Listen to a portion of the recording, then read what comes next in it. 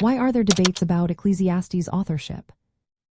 Imagine a book that speaks so openly about life's struggles and questions that it sparks questions about who actually wrote it.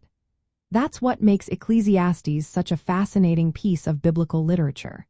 It's part of the Old Testament's wisdom and poetry section, which means it's filled with poetic language and reflections on life's meaning.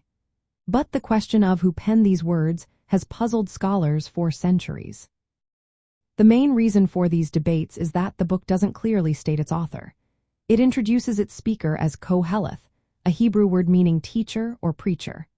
This title suggests someone who gathers people to share wisdom, but it's not a personal name.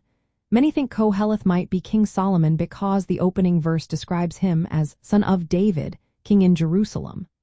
Solomon was known for his wisdom, so it seems like a natural fit. However, the language and style of Ecclesiastes tell a different story. The Hebrew used in the book contains words borrowed from Persian and Aramaic, languages that were common long after Solomon's time. Scholars believe the book was written or edited between the 5th and 3rd centuries BCE during the Persian or Hellenistic periods. This timing is much later than Solomon's reign, which was around the 10th century BCE. Additionally, the ideas in Ecclesiastes reflected a worldview that developed later in Israel's history. The philosophical tone and focus on life's fleeting nature and human limitations suggest a more mature, reflective perspective. Some scholars think the book might be a compilation of teachings inspired by Solomon's wisdom, rather than a direct work from him. Theological differences also add to the debate.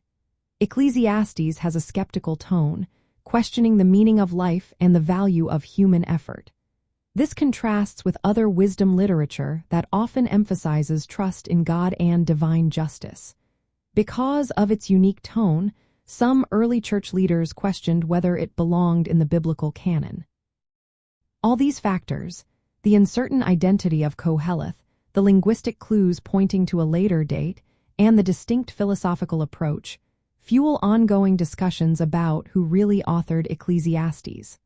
Whether it was Solomon himself, a later sage inspired by him, or a collection of teachings, the book remains a powerful reflection on life's big questions.